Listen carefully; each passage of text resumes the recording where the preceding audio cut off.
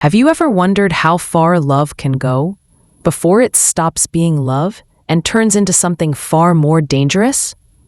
Tonight, we dive into a chilling story where romance, obsession, and betrayal collide, and one decision leads a trail of secrets that could never stay buried. Don't miss out on the next chilling mystery. Hit subscribe and tap the bell icon so you're the first to know when new stories drop. It began in a quiet coastal town, the kind of place where neighbors knew each other's routines and life moved at an unhurried pace. At the heart of this story is Clara Jennings, a 29-year-old art teacher. To her friends, Clara was warm, passionate, and always smiling. To her students, she was the mentor who encouraged them to paint their world in brighter colors. And then there was Ethan Hayes, a 31-year-old local businessman, handsome, ambitious, and charming in a way that made people lean in when he spoke.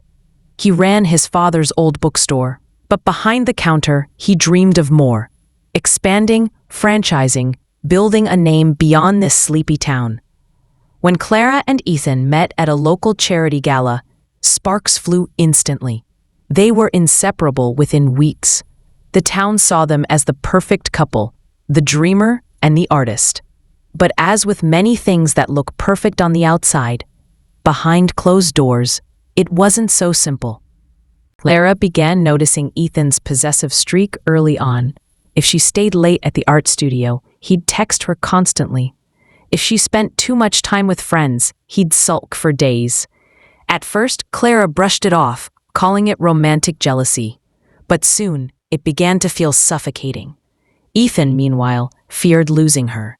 His bookstore was struggling, money was running thin, and he couldn't bear the thought of Clara slipping away into a world brighter than his own.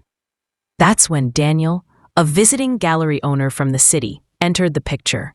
He saw Clara's artwork at a local exhibit and offered her a chance to showcase her paintings in a major gallery. It was the kind of opportunity artists dream about. But to Ethan, Daniel wasn't just a gallery owner. He was a threat. Witnesses later recalled the shift, Ethan standing closer to Clara in public, his smile masking unease when Daniel's name was mentioned.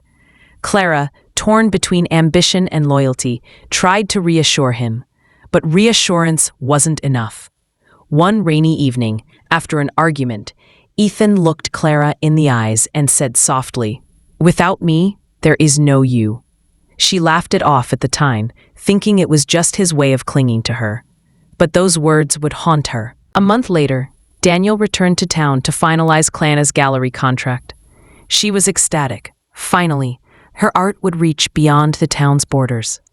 But the night Daniel was supposed to meet her, he never showed up. At first, people assumed he'd left early for the city. But when his car was found abandoned by the cliffs outside town, speculation turned into fear. Rumors swirled. Some said Daniel had fallen during a late-night walk. Others whispered that he had enemies in the art world. But Clara couldn't shake a feeling deep in her chest, one she didn't dare voice. Then, late one night, Clara entered Ethan's study. And there, tucked inside his desk drawer, she found something that stopped her cold. Daniel's missing watch. A silver timepiece he was never seen without. Her heart raced. She wanted to confront him, scream, demand the truth. But Ethan walked into the room, just as she held the watch. His calm expression, his steady voice, chilled her even more than the discovery itself. "You weren't supposed to see that," he whispered. From that night forward, Clara lived in quiet terror. Ethan never admitted what he'd done, never raised his voice, never laid a hand on her. Instead, he carried on as though nothing had changed, smiling at neighbors, bringing her flowers, holding her hand in public. But every glance, every silence, every locked drawer told her the truth. The man she loved had done something terrible. Clara faced a choice: stay silent and remain trapped in the shadow of his secret, or risk everything to escape. Weeks later, Clara took her chance. She boarded a bus to the city, carrying nothing but her paintings, and a single photograph of Daniel's watch. It was her silent proof. Authorities quietly reopened the investigation.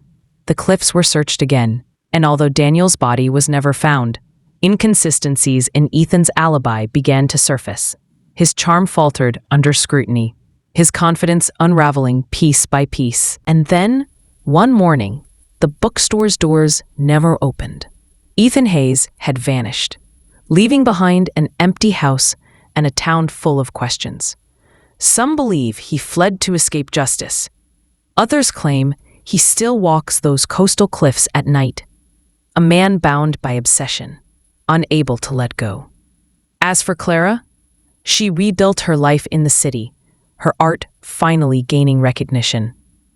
But in every brushstroke, in every painting, there lingers a shadow, the memory of a love that began with passion and ended with a deadly secret. Love can be the most beautiful force in the world, but when love twists into obsession, it can become the most dangerous. And so we're left with a question: did Ethan truly vanish, or is he still out there, watching the woman he could never let go? With that said, thanks for watching, and until next time.